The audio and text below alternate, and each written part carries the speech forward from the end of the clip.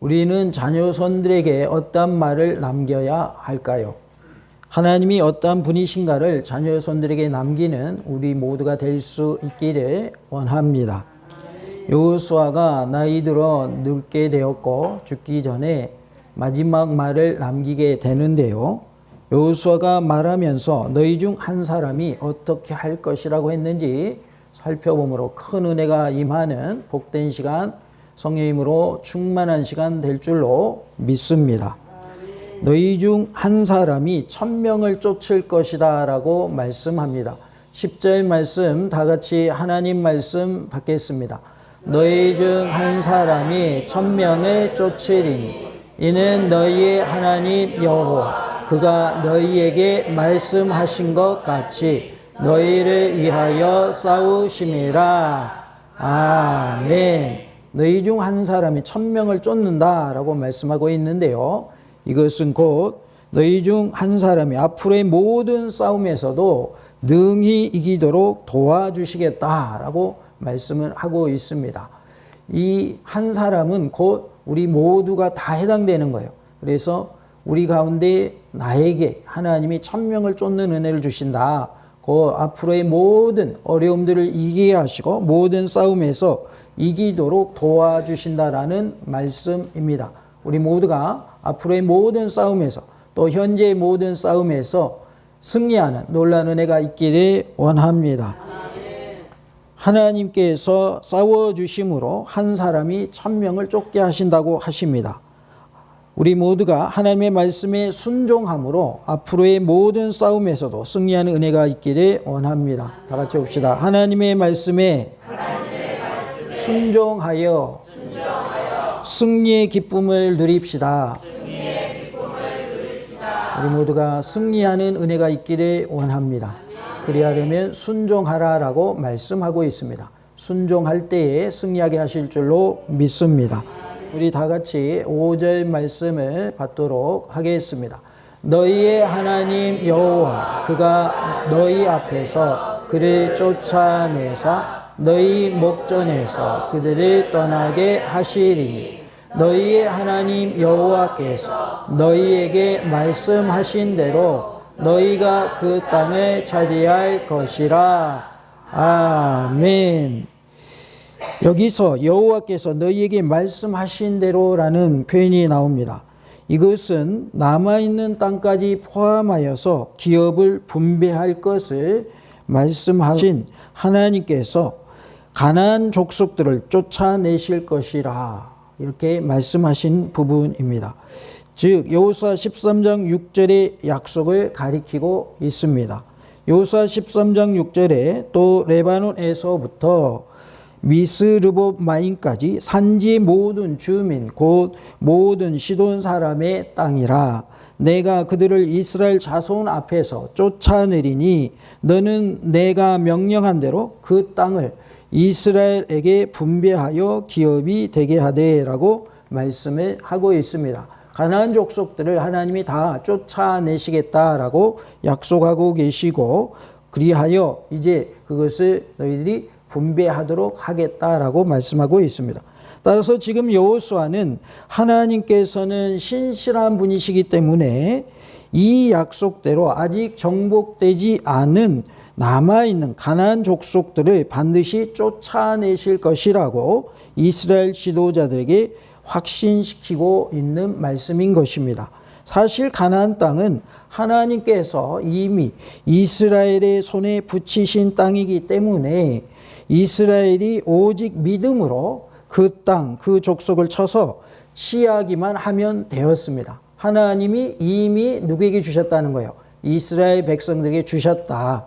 우리에게도 하나님이 이미 천국을 소유하게 하신 줄로 믿습니다. 또한 이 땅에서 어려움들로 이겨내게 하시는 놀라운 하나님이신 줄로 믿습니다. 하나님은 우리를 도우시는 분이요 우리와 함께 하시는 분이시고 우리에게 세임과 능력 주시는 분이신 줄로 믿습니다. 하나님께서 말씀하신 대로 다 이루어진다는 사실을 믿으시고 그 믿음으로 우리 모두가 승리하는 은혜를 체험할 수 있기를 원합니다. 다 같이 해볼까요? 하나님께서 말씀하신 대로 다 이루어집니다. 그 말씀대로 믿으시기 바랍니다. 이와 같이 6절 말씀, 하나님 말씀 받겠습니다. 그러므로 너희는 크게 힘써 모세의 율법책에 기록된 것을 다 지켜 행하라. 그것을 떠나 우로나 좌로나 치우치지 말라. 아멘. 크게 힘써라고 했는데 힘쓰다라는 말은 꽉 붙들고 매달리는 상태를 가리키고 있습니다. 거기에 또한 강조를 뜻하는 부사 크게라는 단어가 붙어서 그 의미를 더욱 강조하고 있습니다. 이 말은 이스라엘이 율법을 지키되 담대한 결단력을 가지고 확실하게 지킬 것을 강조한 말입니다. 실로 여호수아는 자신의 사후에 이스라엘이 모세를 통해서 명하신 하나님의 율법을 지키기 위해서는 단단한 결심과 강한 결단력이 반드시 필요하며 만일 이것이 없이는 언제든지 율법에서 떠나서 이방의 우상 문화에 물들고 만다는 사실을 직감했습니다. 그래서 너희는 크게 힘써라고 말씀하고 있는 것입니다. 우로나 좌로나 치우치지 말라라고 했는데요. 이것은 가나안 정복을 앞두고 하나님께서 여호수아에게 명하신 말씀과 동일한 말로서 이제 가나안 정복의 대미를 장식한 지금 그는 모든 백성들에게 같은 말로서 권면하고 있습니다. 하나님께서 여호수아에게 주신 말씀이 여호수아 1장 7절인데요. 오직 강하고 극히 담대하여 나의 종 모세가 내게 명령한 그 율법을 다 지켜 행하고 우로나 좌로나 치우치지 말라. 그리하면 어디로 가든지 형통하리니라고 말씀을 하고 있습니다. 우리가 우로나 좌로나 치우치지 아니하면 무슨 복을 주신다는 거예요? 형통의 복을 주시겠다는 거예요. 여기서 말하는 형통은 예수님 안에서의 형통, 하나님 안에서의 형통, 믿음 안에서의 형통을 말합니다. 즉 하나님의 뜻을 이루어드리는 의미에서의 형통을 말하는 거예요. 우리가 하나도 어려운 일 안 당하는 것이 형통이다 이렇게 생각할 수 있는데 그것은 성경적이지 않습니다. 여기서 말하는 형통은 하나님의 뜻을 이루어가는 데 있어서 거침없이 그대로 이루어져 가는 모습을 형통이라고 하는 거예요. 우리가 예를 들 때에 요셉의 예를 많이 들죠. 요셉이 형들에 의해서 팔려가지만 또 억울하게 감옥살이도 하고 그래서 그의 삶을 보면 팔려간 것도 억울한데 또 종살이 하는 것도 억울한데 또 감옥에 들어가는 이런 모습들을 보게 돼요. 그런데 감옥에 있을 때 술 맡은 간원장과 떡 맡은 간원장의 꿈을 해몽을 해주죠. 그런데 해몽해 준 대로 술 맡은 간원장은 살아나고 복직되죠. 떡 맡은 간원장은 어떻게 됐어요? 죽어버리죠. 나중에 이제 바로가 꿈을 꾸게 되는데 아무도 해몽을 못하는 거예요. 그때에서야 술 맡은 간원장이 누가 생각났어요? 요셉이 생각난 거죠. 임금님, 제가 감옥에 있을 때 한 사람이 있었는데 그가 제 꿈을 해몽해 줬는데 그대로 돼가지고 제가 지금 임금 옆에 있습니다. 그래? 그가 누구냐? 요셉이라고 합니다. 데려오너라 해가지고 어떻게 된 거예요? 이제 임금님의 꿈을 해몽을 해주게 되고 그래? 알았다. 그러면 네가 이 나라를 다 주관하거라. 내가 내 왕직 외에는 다 너에게 맡기겠다. 이렇게 돼버린 거 아니에요. 그러면 그가 형통한 자입니까? 불통한 자입니까? 형통한 자인 것이죠. 그런데 성경 감옥에 있을 때도 형통한 자라고 그랬어요. 그러면 왜 그게 형통이냐? 그가 장차 이제 총리가 돼야 되기 때문에 애굽의 총리가 돼야 되기 때문에 형들에 의해서 먼저는 뭐 해야 되는 거예요? 팔려가야 되는 거예요. 그 다음에 종살이도 해야 되는 것이고 그러다 억울하게 또 어디도 들어가야 되는 거예요. 감옥에도 들어가야 되는 것이고 거기에서 또 해몽해 줘야 되는 거고 그 일이 나중에 이제 기억나게 하셔서 임금님께 딱 한 사람을 추천하는 거죠. 그 일을 통해서 총리가 되잖아요. 그러니까 이러한 과정들이 있어야 총리가 됐겠어요? 하나도 없이 갑자기 야 너 이리 와봐 너 총리해 그랬을까요? 절대 그런 일은 일어나지 않죠. 그러니까 그러한 과정들을 보면 너무 힘든 거예요. 형들의 미움받아서 팔려가죠. 종살이하죠.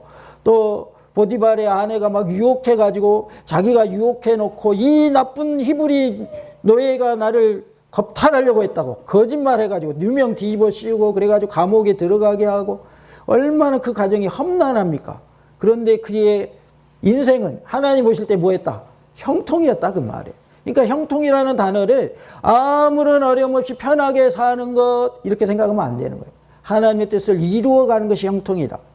그러한 과정들이 사실은 하나님의 뜻을 이루는 데 있어서 하나하나 되어져야 했던 부분인 것이죠. 그래서 그러한 과정들이 나의 삶에서도 있을 수 있다라는 거예요. 때로는 내가 질병에 들어서, 때로는 내가 하는 사업이 안 돼서 우리가 누구를 찾을 수 있죠? 하나님을 찾을 수가 있죠. 그러면 예수님 믿게 되는 거죠. 그러면 그 사람에게는 병이 들었거나 사업이 망한 것이 뭐가 되는 거예요? 형통인 거예요. 그게 복인 거예요. 그게 하나님의 은혜인 거예요. 왜? 하나님 믿게 됐으니까. 천국 가게 됐으니까. 이 세상에서 살다가 죽으면 끝입니까? 그 다음 세계가 있습니까? 다음 세계가 있습니다. 한 분은 전도하러 가면 그래요. 예수 믿고 천국 갑시다 그러면 아이고 그거 어떻게 알아? 죽어봐야 알지.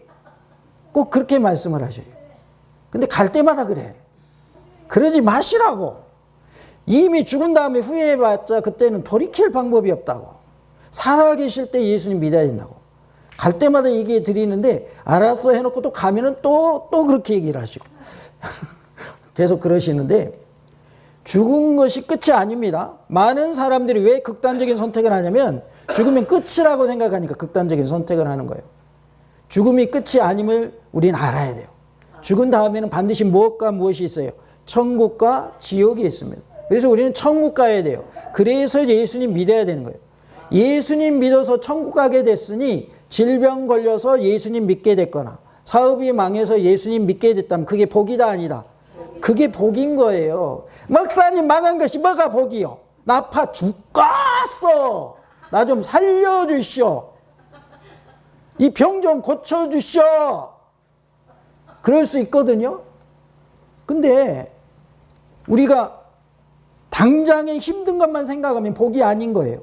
그러나 장차 하나님이 나를 통하여 행하실 일들을 생각하고 또 천국 가게 하실 것을 생각하면 현재 당하는 고난이 어려운 것만은 아니고 나쁜 것만은 아니더라. 오히려 합력하여 선을 이루게 하시는 하나님의 역사이시다라는 것을 우리는 알 수가 있는 것이죠. 그래서 어려운 일이 있어도 낙심하지 마시고 하나님이 반드시 천명을 쫓아내게 하는 은혜를 허락하여 주실 줄로 믿으시기 바랍니다. 현재 어떠한 어려움이 있습니까? 어떠한 고통 중에 있습니까? 남들은 모르는 나만의 고통이 있을 수 있습니다.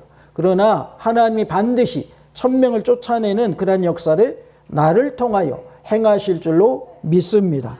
우리 모두가 하나님의 말씀에 의지해서 나아갈 때 하나님은 좋은 결과가 있게 하실 줄로 믿습니다.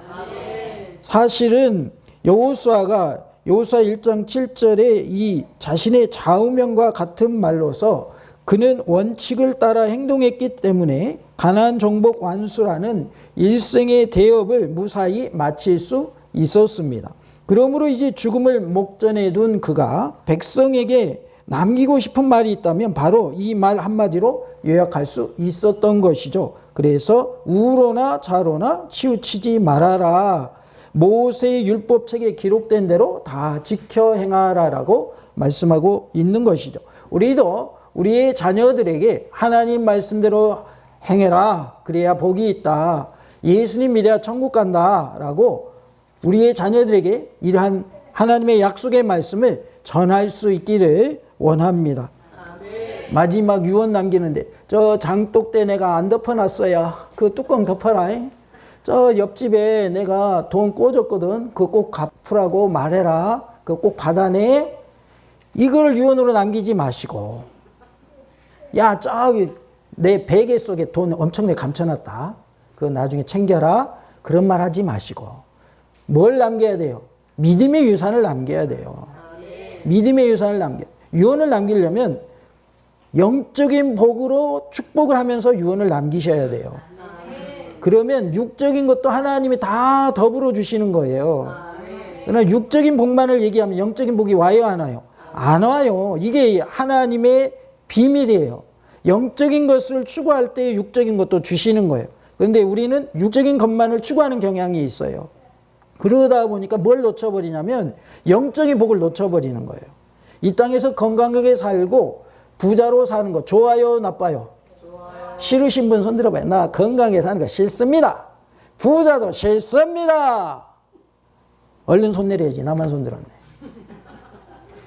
건강하게 사시기 바랍니다. 부자로 사시기 바랍니다. 그러나 그게 복의 전부가 아님을 꼭 기억하시기 바랍니다. 이 땅의 삶이 전부가 아닙니다. 죽어서의 세상이 반드시 있습니다. 그렇기 때문에 우리는 천국 가야 할 줄로 믿습니다. 7절 말씀에 다 같이 하나님 말씀 받겠습니다. 너희 중에 남아있는 이 민족들 중에 들어가지 말라. 그들의 신들의 이름을 부르지 말라. 그것들을 가리켜 맹세하지 말라. 또 그것을 섬겨서 그것들에게 절하지 말라. 아멘. 원문에 보면 섬기지 말라라고 첨가되어지므로 오중 금지로 나타나고 있습니다. 들어가지 말라, 부르지 말라, 맹세하지 말라, 섬기지 말라, 절하지 말라. 이렇게 5가지예요. 7절은 어떤 이유나 어떤 목적, 어떤 방법으로도 결코 이방의 우상 문화와 교류하지 말고 단호히 끊으라라는 말씀입니다. 우리는 하나님 외에 다른 것을 섬기는 이러한 모든 것들을 끊어버려야 할 줄로 믿습니다. 무를 자를 때 아이고야 무야 너 아프겠구나 미안하다 그러면서 무 자르는 분 손 들어봐요. 그런 분 있어요 없어요? 없어요. 무 자를 때는 과감히 자르는 거예요. 탁 그러면 딱 잘라지잖아요. 그러듯이 이방신 우상을 섬기는 것을 뭐 하라는 거예요? 잘라버리라는 거예요. 잘라버려야 우리가 하나님만 섬길 수가 있는 줄로 믿습니다. 여기에서 들어가지 말라고 한 것은 RSV나 리빙 바이블 등이 번역하였듯이 혼합하지 말라, 곧 이방 족속들과 섞여 살지 말라라는 뜻입니다. 또한 NIV는 교제하지 말라는 의미로도 번역했습니다. 출애굽기 20장 5절에 그것들에게 절하지 말며 그것들을 섬기지 말라. 나 내 하나님 여호와는 질투하는 하나님인즉 그랬어요. 하나님이 뭐 하시는 분이다? 질투하시는 분이에요. 왜? 하나님이 질투해? 이상하네 이렇게 생각하실 수 있는데 하나님은 하나님만 섬기기를 원하셔요. 그래서 다른 신을 섬기면 뭐 하신다? 질투하십니다.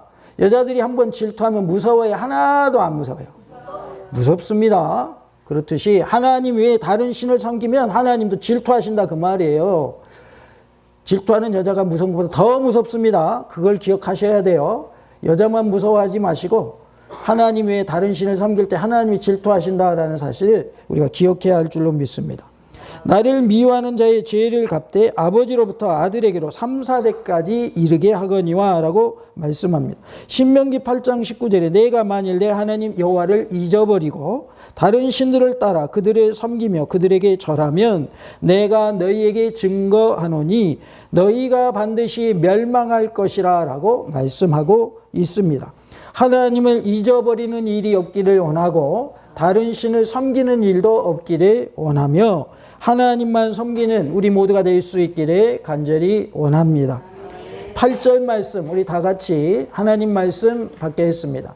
오직 너희의 하나님 여호와께 가까이 하기를 오늘까지 행한 것 같이 하라.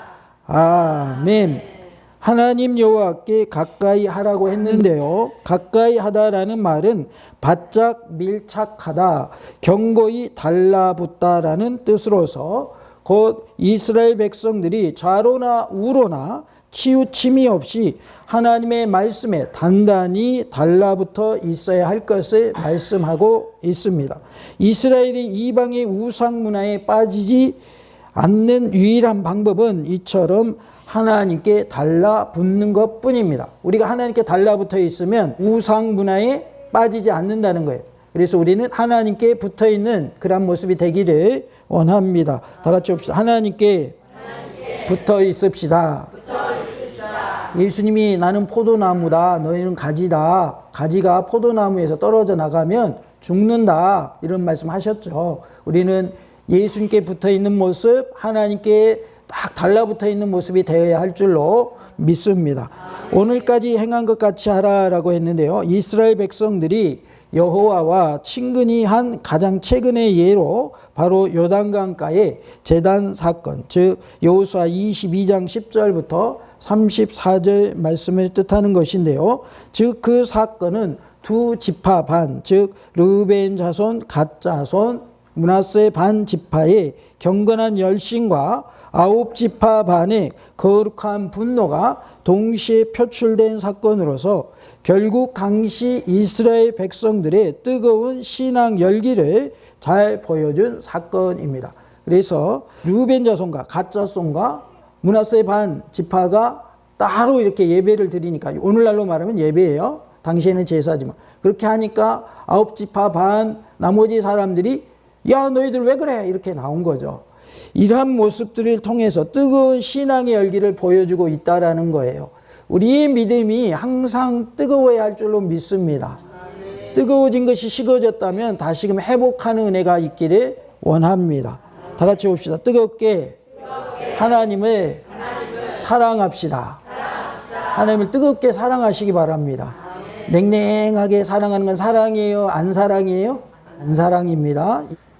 뜨겁게 사랑하지 않는 건 사랑이 아닌 거예요. 사랑할 땐 뜨거워야 돼. 뜨거워야 돼요. 연애할 때 막 냉랭하게 나 너 사랑해? 너도 나 사랑하냐? 그래 나도 너 사랑해. 그게 사랑입니까? 아니요. 나 너 사랑해. 너도 나 사랑하니? 사랑해. 그래야 그게 사랑이지. 안 그래요? 사랑한다고 하면서 냉랭하고 봐도 못 본 척하고 맛있는 것도 혼자 다 챙겨 먹고 왜 안 줬어? 안 좋아하는 줄 알았어. 그러고 있고. 그게 사랑입니까? 그건 사랑이 아니죠. 안 좋아하는 게 어디 있습니까? 내가 먹어서 맛있으면 상대방도 좋아하고 맛있는 거예요. 그걸 아셔야 돼요. 집에 가서 맛있는 거 있으면 챙겨 주십시오. 우리가 사랑한다고 하는 건 뜨겁게 사랑하는 것을 사랑한다고 그러지 냉랭하게 사랑하는 건 사랑이라고 말하지 않습니다. 그래서 하나님을 사랑할 때도 어떻게 사랑하자? 뜨겁게 사랑하시기 바랍니다. 제가 사랑합시다 그러면 뜨겁게 해보시겠습니다. 사랑합시다. 뜨겁게. 어떻게? 뜨겁게. 뜨겁게 사랑하시기 바랍니다. 예, 사랑은 뜨거워야 돼요. 옆 사람이 지나가다가 엄마 뜨거운 거 이렇게 돼야 돼요. 아 이거 하나도 안 사랑 같다. 야, 이 커플은 전혀 사랑의 모습이 없네. 이렇게 되면 그 지나가는 사람도 아는 거죠. 아 이거 얘네들은 언제 끝날지 위태위태하다야. 이렇게 되는 거죠. 하나님을 뜨겁게 사랑할 때에 하나님이 나를 책임져 주실 줄로 믿습니다. 9절 말씀을 우리 다 같이 하나님 말씀 받겠습니다. 이는 여호와께서 강대한 나라들을 너희의 앞에서 쫓아내셨으므로 오늘까지 너희에게 맞선 자가 하나도 없었느니라. 아멘. 이는 여호와께서 강대한 나라들을 너희의 앞에서 쫓아내셨다 이렇게 말씀을 하지요. 이스라엘 백성들이 지금껏 하나님의 도우심으로 말미암아 강력한 가나안 족속들을 모두 정복한 것을 뜻하는 말로서 신명기 4장 38절과 7장 1절, 9장 1절, 22장 23절이 예언한 대로 성취되었음을 보여주고 있습니다. 하나님의 말씀은 예언한 대로 성취됩니까? 예언한 대로 끝나버리고 맙니까? 반드시 성취됩니다.